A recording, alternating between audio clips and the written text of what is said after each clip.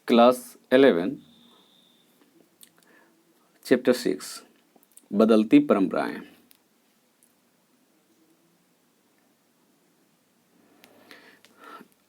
Unit 3 है ये।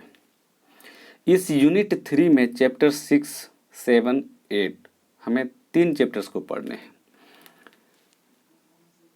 अब देखिए जरा कि यहाँ बदलती परंपराएं एक शीर्षक लिखा हुआ है।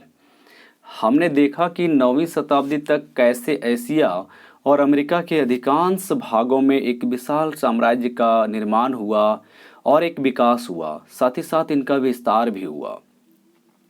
इन साम्राज्यों में से कुछ ऐसे साम्राज्य थे जो बिल्कुल ही आयावर थे, घुमक्कड़ थे, लेकिन इन कबीले लोगों ने भी एक विशाल साम्राज्य का निर्माण कर दिया। उनमें से आपने देखा कि मंगोल साम्राज्य, जिनका नेता चंगेज खान प्रमुख नेता था, ठीक है। और कुछ शहर विकसित हुए और उन शहरों के व्यापारी तंत्रों पर आधारित थे जो विकसित शहर थे। मकदूनिया, रोम, अरब साम्राज्य, मंगोल साम्राज्य और उनसे पूर्व आने वाले साम्राज्यों में, जिनमें मिस्र, असीरिया और चीनी और मौर्य में यह अंतर था कि यहाँ दिए गए पहले 4 साम्राज्य बड़े पैमानों पर फैले हुए थे एवं महाद्वीपीय और एकदम पार महाद्वीपीय स्वरूप में था। जो कुछ भी हुआ उसमें विभिन्न सांस्कृतिक टकरावों की भूमिका एक निर्णायक थी, यानी अलग अलग संस्कृति के मानने वाले लोग थे। ये भूमिका विविधता को दर्शाता था। साम्राज्यों का उदय प्रायः अचानक होता था, परंतु वे हमेशा उन बदलावों के परिणाम थे जो साम्राज्य निर्माण की दिशा में लंबे समय से उन मूल क्षेत्रों में निहित था जहां से ये साम्राज्य फैलने लगे थे। विश्व इतिहास में परंपराएं विभिन्न तरीकों से बदल सकती हैं, भिन्न भिन्न तरीकों से बदल सकती हैं। पश्चिमी यूरोप में 9वीं से 17वीं सदी के मध्य ऐसा बहुत कुछ धीरे धीरे विकसित हुआ जिसे हम आधुनिक समय के साथ जोड़कर देखते हैं। और इन कारकों में धार्मिक विश्वासों पर आधारित होने की अपेक्षा प्रयोगों पर आधारित वैज्ञानिक ज्ञान का विकास होना, लोक सेवाओं का निर्माण होना, संसद और विभिन्न कानूनी धाराओं के पदों पर सृजन होना, इस पर ध्यान देते हुए सरकार के संगठन पर गहन विचार और उद्योग कृषि के क्षेत्र में एक बड़े पैमाने पर तकनीकी के आने से महत्वपूर्ण क्रांति संभव हो सका।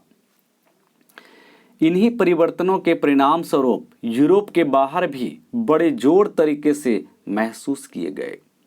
यानी ये सभी क्रांतियां जो तकनीकी के बल पर हो रहा था, जो वैचारिक क्रांति हो रहा था, जो महत्वपूर्ण कानूनी बदलाव आ रहे थे, जो नियम तर्कसंगत व लॉजिक से लड़े जा रहे थे या बनाए जा रहे थे, अब इन सब का प्रभाव न केवल यूरोप के अंदर हो रहा था बल्कि यूरोप के बाहर भी हो रहा था।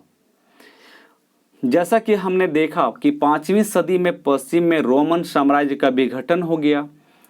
पश्चिमी और मध्य यूरोप में रोमन साम्राज्य के अवशेषों ने धीरे धीरे अपने को उन कबीलों की प्रशासनिक आवश्यकताओं और अपेक्षाओं के अनुसार ढाल लिया था, जिन्होंने वहां पर राज्य स्थापित कर लिए थे। पूर्वी यूरोप, पश्चिमी एशिया, उत्तरी अफ्रीका की तुलना में पश्चिमी यूरोप में नगरीय केंद्र छोटे थे। 9वीं सदी तक पश्चिमी और दक्षिणी यूरोप के वाणिज्यिक और शहरी केंद्र एक्स है, लंदन है, रोम है व सियना जो छोटे थे, उनका महत्व कम नहीं हुआ था। 9वीं से 11वीं शताब्दी के मध्य में पश्चिमी यूरोप के ग्रामीण इलाकों में कई महत्वपूर्ण परिवर्तन हुए। आप पाएंगे कि चर्च व शाही शासन ने वहां के कबीलों के प्रचलित नियमों और रोमन संस्थाओं में सामंजस्य स्थापित करने में बहुत बड़ा योगदान दिया। इसका सबसे अच्छा उदाहरण पश्चिमी और मध्य यूरोप में 9वीं सदी के प्रारंभ में शार्लमेन का साम्राज्य था। इसके शीघ्र पतन के पश्चात भी हंगरी वासियों व वाइकिंग लोगों के भयंकर आक्रमणों के बावजूद ये एक नगरीय केंद्र व व्यापार तंत्र बने रहे। Viking, Scandinavia, Denmark, Norway, Sweden और आइसलैंड को हम लोग कहते हैं। ये वे लोग जो 8वीं से 11वीं शताब्दी के बीच उत्तर पश्चिमी यूरोप के क्षेत्रों पर आक्रमण करने के बाद वहां बस गए। इनमें से अधिकांश लोग समुद्री दस्युओं और व्यापारी थे। समुद्री दस्यु मतलब समुद्री चोर लड़ाके थे, ठीक है, जो पानी वाले जहाज में बैठ करके दूसरे जहाज़ों को, उनके सामानों को लूट लेते थे, ठीक है। इन सभी बदलावों की आंतरिक अध्ययन के फलस्वरूप आप यह पाएंगे कि एक नया सामंती व्यवस्था अस्तित्व में आ गया। अब ये सामंतवाद की पहचान थी कि वे दुर्गों में रहते थे, यानी बड़े बड़े किला में रहते थे। मेनर भवन के इर्द गिर्द कृषि उत्पादन के कार्यों से ये जुड़े हुए थे और यह भूमि मेनर के लॉर्डों की भूमि थी, जिस पर कृषक यानी कृषिदास यानी किसान कार्य करते थे। ये वफादार होने के साथ साथ माल और सेवा के प्रदान करने के प्रति वचनबद्ध होते थे। ये लॉर्ड बड़े लॉर्डों के, जो राजा के सामंत होते थे, के प्रति वचनबद्ध रहते थे। कैथोलिक चर्च, जिसका केंद्र बिंदु पोप और उनकी व्यवस्था थी, सामंतवाद को पूर्ण समर्थन देता था। उनके पास अपनी भूमि थी और ऐसे संसार में जहाँ पर जीवन की बिल्कुल ही अनिश्चितताएं हो और औषधियों के बारे में कम ज्ञान हो और जीवन प्रत्याशा यानी जीने का जो हमारा उम्र है वह बहुत कम हो, ये जो आम थी। चर्च ने लोगों को व्यवहार का एक ऐसा तरीका सिखाया जिससे मृत्यु के बाद का जीवन उसे सहनीय बन सके। मठों का निर्माण हुआ जहाँ पर धर्म में आस्था रखने वाले लोग अपने को कैथोलिक चर्चवासियों के निर्देशानुसार सेवा में लगाते थे।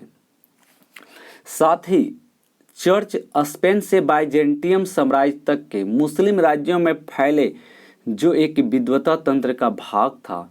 इसके अलावा वे यूरोप के अधीनस्थ राजाओं और पूर्वी भूमध्य सागर तथा सुदूर क्षेत्रों को प्रचुर मात्रा में धन संपदा उपलब्ध कराए। आप यह भी पाएंगे कि वेनिस और जिनेवा के मध्य के भूमध्य सागरीय उद्यमियों से प्रेरित होकर सामंती व्यवस्था पर, जो 12वीं शताब्दी में होती है, ये वाणिज्य और नगरों का प्रभाव बढ़ता गया और बदलता भी गया। इन शहरों का विकास तेजी से होने लगा और इन व्यापारियों के जहाज यानी उद्यमियों के जहाज मुस्लिम राज्यों एवं पूर्व में बचे हुए रोमन साम्राज्य के साथ व्यापार करते रहे और इन क्षेत्रों की संपत्ति के लोभ में और ईसा के जीवन से जुड़े पवित्र स्थलों को मुसलमानों से आज़ाद कराने की भावना से प्रेरित होकर यूरोपीय राजाओं ने धर्म युद्ध के दौरान भूमध्य सागर के पार के स्थानों से अपने संबंध मजबूत किए। इतना ही नहीं, यूरोप में जो आंतरिक व्यापार चल रहा था उसमें सुधार हुआ, जो मेलों और बाल्टिक समुद्र और उत्तरी सागर के बंदरगाहों पर केंद्रित था, जहां पर लगातार जनसंख्या बढ़ती जा रही थी। वाणिज्य विस्तार के ये अक्सर जीवन के मूल्य के प्रति बदलते हुए रवैये से मेल खाते थे। इस्लामी कला और साहित्य में मानव और अन्य प्राणियों के प्रति प्रचुरता से दिखाई पड़ने वाला सम्मान और बाइजेंटाइन के व्यापार द्वारा यूरोप में आने वाली यूनानी कला और विचारों ने यूरोप को संसार देखने का एक नया नजरिया प्रदान किया। 14वीं शताब्दी से, जिसे पुनर्जागरण कहा जाता है, ध्यान देंगे, पुनर्जागरण 14वीं शताब्दी से, विशेष रूप से उत्तरी इटली के नगरों में रईस लोगों के मरने के बाद जीवन की अपेक्षा इसरा जीवन से अधिक वास्ता दिखने लगा और मूर्तिकार, चित्रकार और लेखक और संसार की खोज में अधिक दिलचस्पी लेने लगे।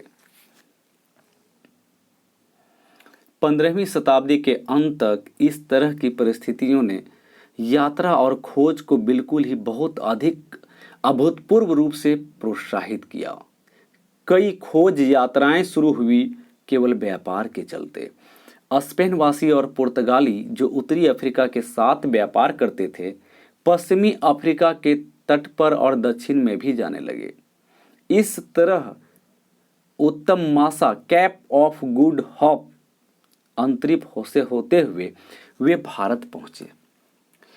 ये पुनर्जागरण की ही देन थी, जो यूरोप में मसालों के एक महत्वपूर्ण स्रोत के रूप में भारत प्रसिद्ध था, और भारत से मसालों का व्यापार यूरोप तक सीधा होने लगा।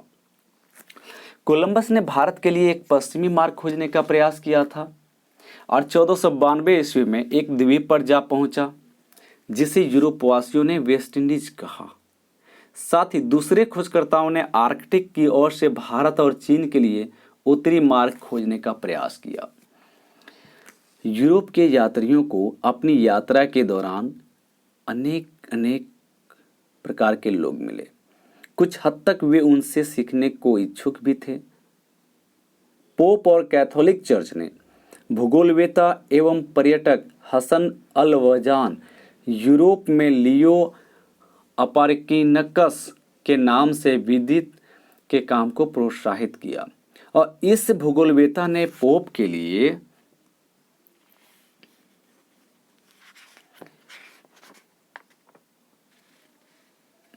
जेसुइट चर्च के सदस्यों ने 16वीं सदी में जापान के बारे में जाना और उसके बारे में लिखा। 17वीं सदी में एक अंग्रेज व्यक्ति विल एडम्स जापानी शोगुन तोकुगावा इयास का मित्र एवं सलाहकार बन गया, और अमेरिका पहुंचने पर यूरोपीय लोगों का वहां के मूल निवासियों से संपर्क हुआ। हसन वल वजान की तरह ही इन लोगों ने यूरोपीय लोगों में दिलचस्पी ली और कभी कभी उनके लिए काम भी किया। जैसे एस्टेक की एक महिला ने, जो बाद में डोना मोरेना नाम से जानी गई, मैक्सिको की एक स्पेनी विजेता कोर्टेस से दोस्ती किया और उसके लिए वह द्विभाषीय का काम किया और कई तरह के प्रबंध करवाए। यूरोपवासी नए लोगों के साथ सामना होने की स्थिति में कभी कभी हमेशा सावधान रहते थे, अनात्मसंसी रहते थे और चौकन्ने रहते थे। यहाँ तक कि जब वे व्यापारिक एकाधिकार स्थापित करने के लिए अपने हथियारों के बल का प्रयोग करता था और अपनी सत्ता को थोपने का लगातार प्रयास करते रहते थे। आप जानते होंगे कि ऐसा ही पुर्तगालियों ने 1498 ईस्वी में वास्को डिगामा के कालीकट आगमन के बाद हिंद महासागर में भी इन्होंने किया था। सोचिए, दूसरी ओर कभी कभी दबंग, आक्रामक और क्रूर भी थे, जिनसे वे भी मिले। उन्हें अज्ञानी मानकर उन्होंने अपने श्रेष्ठ होने का भाव प्रदर्शित किया। कैथोलिक चर्च ने दोनों रवैयों को प्रोत्साहन दिया। चर्च दूसरी सभ्यताओं और भाषाओं के लिए अध्ययन का केंद्र था। जरा सोचिए, यहाँ पर चर्च किस तरह की सभ्यताओं के अध्ययन और भाषाओं का केंद्र बना।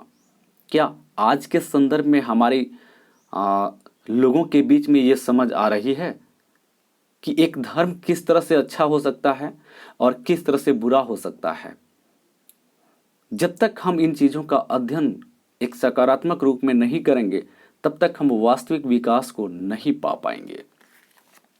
लेकिन उसने उन लोगों पर होने वाले हमलों को बढ़ावा दिया जिन लोगों को वह गैर ईसाई मानता था। अब देखिए, यूरोपवासियों से अलग की दृष्टि जो थी, यूरोप के साथ उनके संपर्क संघर्ष अलग अलग तरह के थे और अधिकांश इस्लामी क्षेत्रों और भारत तथा चीन के लिए यूरोपवासी 17वीं सदी के अंत तक एक कौतूहल विषय का बना हुआ था। वह ऐसे हुष्ट पुष्ट व्यापारियों और नाविकों के रूप में देखे जाते थे जो एक बड़ी दुनिया के बारे में पूर्वी लोगों की समझ में बहुत योगदान नहीं कर सकता था। फिर भी जापानियों ने उनके टेक्नोलॉजी के कुछ लाभ जल्द ही सीख लिए। उदाहरण के लिए 16वीं सदी के उत्तरार्ध तक उन्होंने बड़े पैमाने पर बंदूकों का उत्पादन शुरू कर दिया। उत्तरी व दक्षिणी अमेरिका में एज़टेक साम्राज्य के शत्रुओं ने यूरोपवासियों का उपयोग एज़टेकों की शक्ति को चुनौती देने में किया। साथ ही साथ यूरोपवासियों के साथ आई बीमारियों ने जनसंख्या का विनाश कर दिया। 16वीं सदी के अंत तक कुछ क्षेत्रों में 90% जनसंख्या मृत्यु के आगोश में समा गई। इसमें पीरियड है लगभग 1300 ईस्वी से 1700 ईस्वी तक। अब देखेंगे कि 1300 ईस्वी से 1700 ईस्वी तक क्या क्या परिवर्तन हुआ। तो यूरोप में एक महान क्रांतिकारी वैचारिक परिवर्तन हुआ। ठीक है, जिसके कारण कृषि और किसान के जीवन में बहुत ही परिवर्तन देखने को मिला। इतना ही नहीं, वहां पर सांस्कृतिक परिवर्तन हुए और इसी संबंध में यह भी आपको पता चला कि किस तरह से इसमें व्यापार प्रोत्साहित हुए, यानी व्यापार को बढ़ावा मिला। और इस व्यापार के प्रोत्साहन से न केवल विचारों को प्रोत्साहन मिला, बल्कि नई नई चीजों का आविष्कार भी किया गया और वस्तुओं का आदान प्रदान एक महाद्वीप से दूसरे महाद्वीप में व्यापार के जरिए होने लगा। अब भूमि पर नियंत्रण किया जाने लगा, उसके स्रोत तलाशे जाने लगे और व्यापार के क्षेत्रों पर नियंत्रण रखने के लिए हमेशा राज्य लगातार संघर्ष करने लगा, एक राज्य दूसरे राज्य से संघर्ष करने लगा। अब इसके कारण क्या हो रहा था, तो महिलाओं और पुरुषों को यदि उनकी हत्या न कर दी गई तो उन्हें उनके निवास स्थानों से निकालकर उन्हें दास बनाया जाने लगा। और इस तरह लोगों का जीवन अनेक रूपों में इतना अधिक बदल गया कि उसे पहचानना बहुत कठिन हो गया था। ये कुछ पीरियड्स हैं, इसमें आपको कुछ पॉइंट आउट्स रटने हैं, आप रट लेना।